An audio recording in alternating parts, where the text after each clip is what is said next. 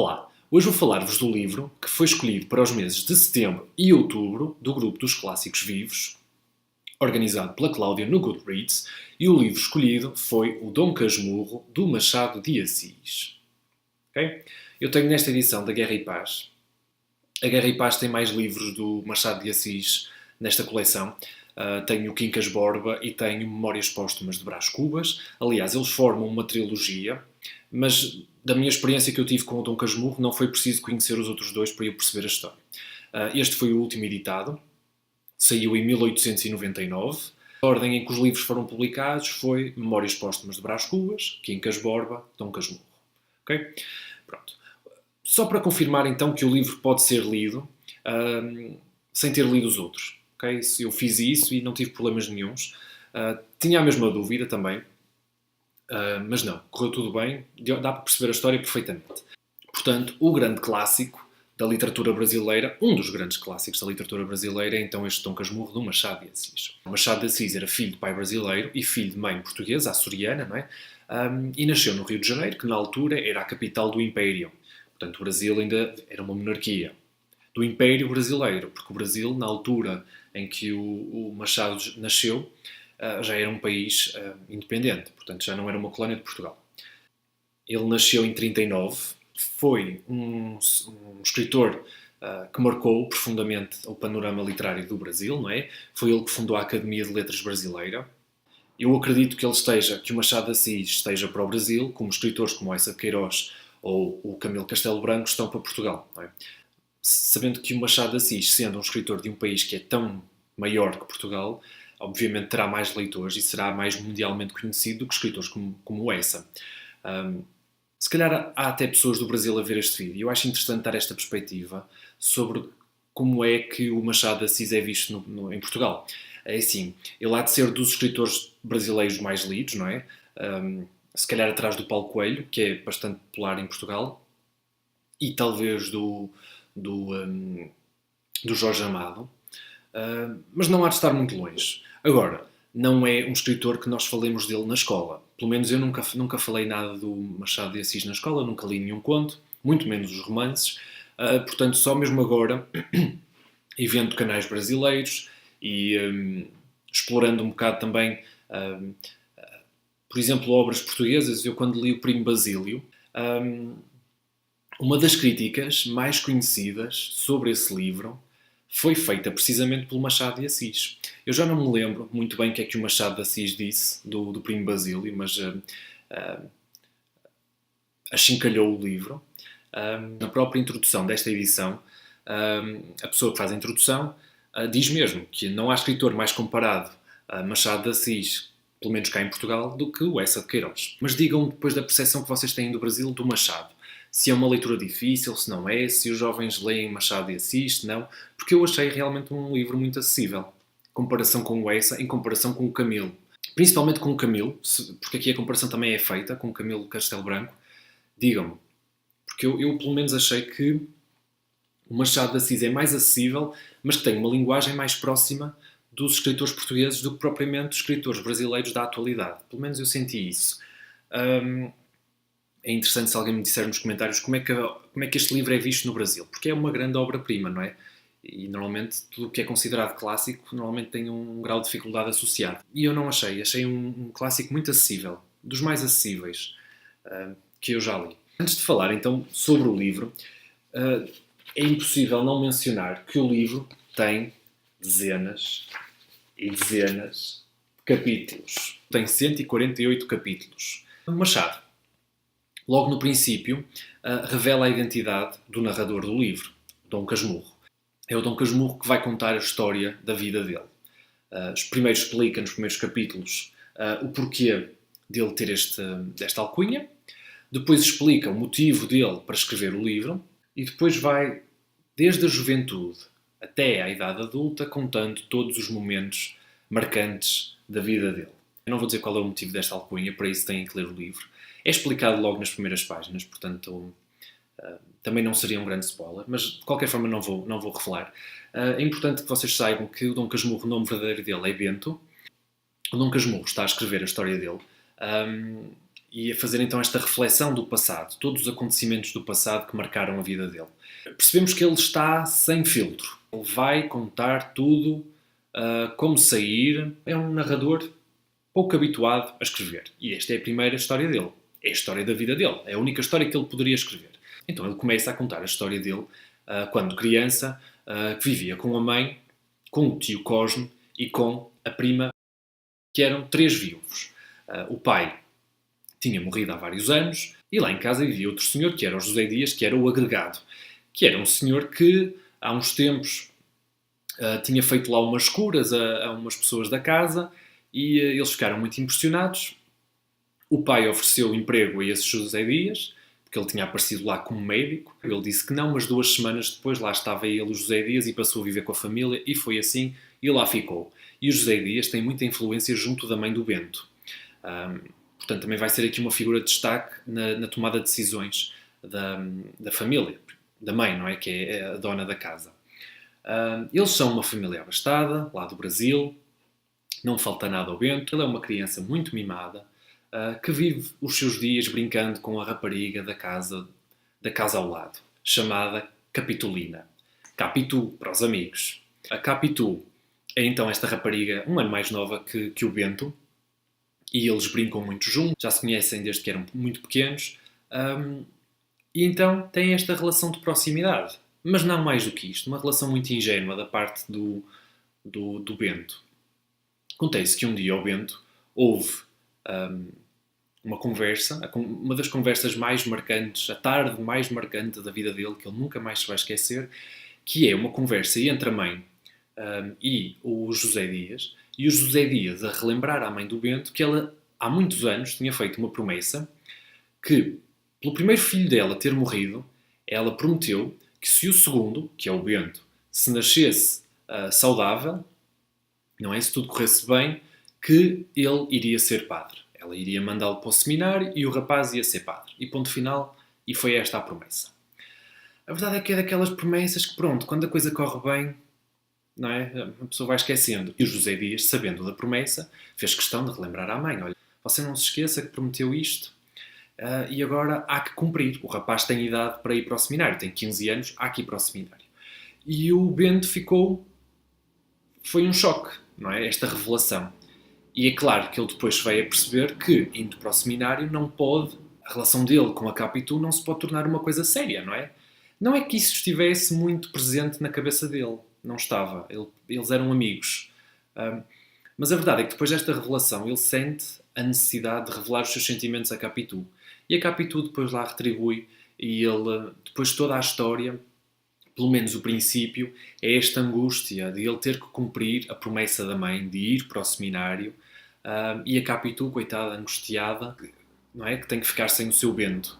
A verdade é que eles depois fazem lá promessas de amor eterno. E é bonito, não acho que não. É uma história muito. Esta parte do livro é muito interessante. O livro passa para um nível completamente diferente quando o Bento sai de seminário.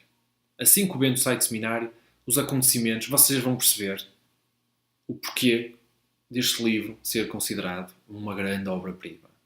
E é fantástico. É absolutamente fantástico. Eu não sei até que ponto é que eu posso falar disto, mas tem a ver lá da relação do Bento com a Capitu. O facto dele ser um jovem muito mimado, muito inseguro também, muito inseguro, e está relacionado com isso. É um livro sobre o ciúme. E é algo que vocês leem 150 páginas do livro e não estão preparados para algo assim. O livro é muito, estas primeiras 150 páginas é muito desta perspectiva de criança, portanto, foi como eu comentei lá no grupo do grupo dos clássicos vivos, que me parecia um YA do século XIX, e eu estava a ser terrível, não é? Não é nada disso, não é um YA, porque depois o livro evolui, que é uma maravilha. E eu fiquei mesmo muito impressionado. E depois é aqui, o que o Machado de Assis faz é que é tudo muito sem provas. Portanto, não há provas que justifiquem o ciúme do Bento. O leitor está na dúvida se há de ficar do lado do Bento, que em princípio não deve ficar, não é? Porque nós percebemos ao longo do livro que o Bento não é muito confiável, ou se ficamos do lado da Capitu. E depois a forma como o livro se desenrola lá com... eu não quero mesmo dizer muito, porque é contar a história, é contar o final, e é algo que eu não quero fazer. Só quero que saibam então que eu fiquei muito impressionado com este livro, principalmente as últimas 80 páginas, quando ele sai do seminário com o seu amigo Escobar, ou Ezequiel, que é o nome dele. As coisas realmente começam a complicar-se. Gostei muito, mesmo muito, deste livro. Recomendo. Mais outra leitura fantástica. Já é a segunda que eu leio no grupo dos Clássicos Vivos. A primeira tinha sido o Vermelho e o Negro, com um personagem memorável, que foi o Julien Sorel, e este Bento Santiago, Dom Casmurro, também vai ficar para a história. Muito bom. E quero ler mais do Machado de Assis. Quero ler o Quincas Borba, quero ler o Memórias Póstumas, quero ler o Alienista. Não é, João? Eu sei que o João Barrada já leu o Alienista e recomenda. Não faltam livros editados do Machado de Assis cá em Portugal. Existe uma edição, eu não sei se vocês conhecem, uma edição das obras do Machado de Assis, que é a coisa mais cara que existe neste mundo, que é da editora Glaciar, que eu acho que tem vários romances do Machado de Assis num único volume. Vou fazer um porquinho milheiro e há de ser para aquele livro. Não. É demasiado caro. É demasiado pesado. Não tem jeito nenhum de edição. Existe uma série feita pela Rede Globo, de 2008, de 5 episódios, uma minissérie de 5 episódios, chamada Capitu, que é uma adaptação do Dom Casmurro. Eu não vi os 5 episódios, vi um. Vi o primeiro episódio ontem. E o que é que eu achei? Eu não sei se vocês viram a adaptação do Ana Karenina, do Tolstói, da Keira Knightley. A última adaptação que eles fizeram do Ana Karenina, que foi com o diretor que fez o Orgulho e Preconceito. Se vocês se lembram, o Orgulho e Preconceito estava uma história muito normal, não é? Uma adaptação fiel, o que se pode fazer, não é? Num filme, para adaptar um livro. O Ana Karenina não, tinha esta perspectiva toda de teatro, não é? Tudo era muito teatral, a forma como os personagens se moviam, as mudanças de cenário. Este Capitu faz-me lembrar isso, mas mais dramático ainda. Ao ver o primeiro episódio, senti mesmo que estava no teatro. E então, na adaptação da minissérie, a história também é narrada pelo Dom Casmurro, já velho, não é? E do que me pareceu, eles usam as falas do livro. Portanto, quem quiser ler o livro e depois ver a série, acho que a série há de estar porreira. Eu vi um episódio e gostei. O que eu achei é que o ator principal, eu não me lembro o nome do rapazito, parecia-me mesmo muito mais novo do que a Capitu. A Capitu já parecia uma mulher feita. E ele, assim, tinha mesmo cara de rapazito. Então era um bocado difícil nós percebermos que ali existia alguma paixão entre eles. Mas achei interessante também por outro lado. Dos dois, a Capitu era a mais madura. Portanto, também percebi porque é que eles optaram por uma atriz mais velha. O Bento realmente parece uma criancinha. Eu vou-vos pôr um excerto da minissérie. Se isto não ficar cortado. Espero que isto não haja copyright nem nada disso. A inscrição.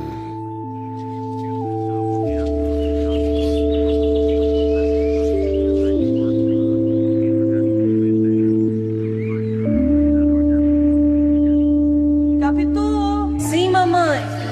Vem cá. Que é, mamãe? Isso de ficar esburacando o muro, minha filha. Vem cá.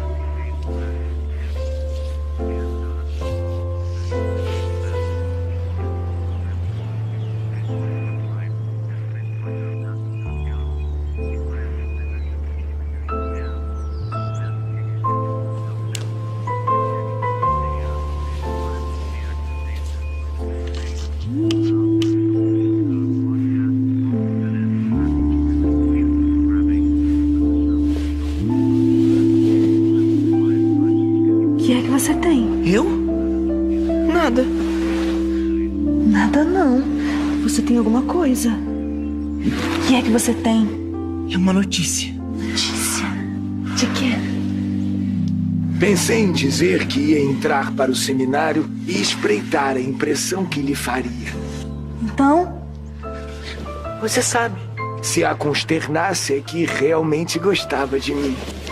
Se não, é que não gostava. Bento Capitolina.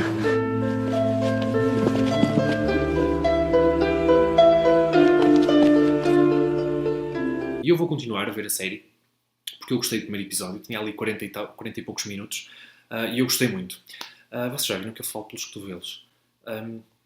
muito bom. Eu achei a série, então, o primeiro episódio, pelo menos, que há de estar semelhante aos outros, não é?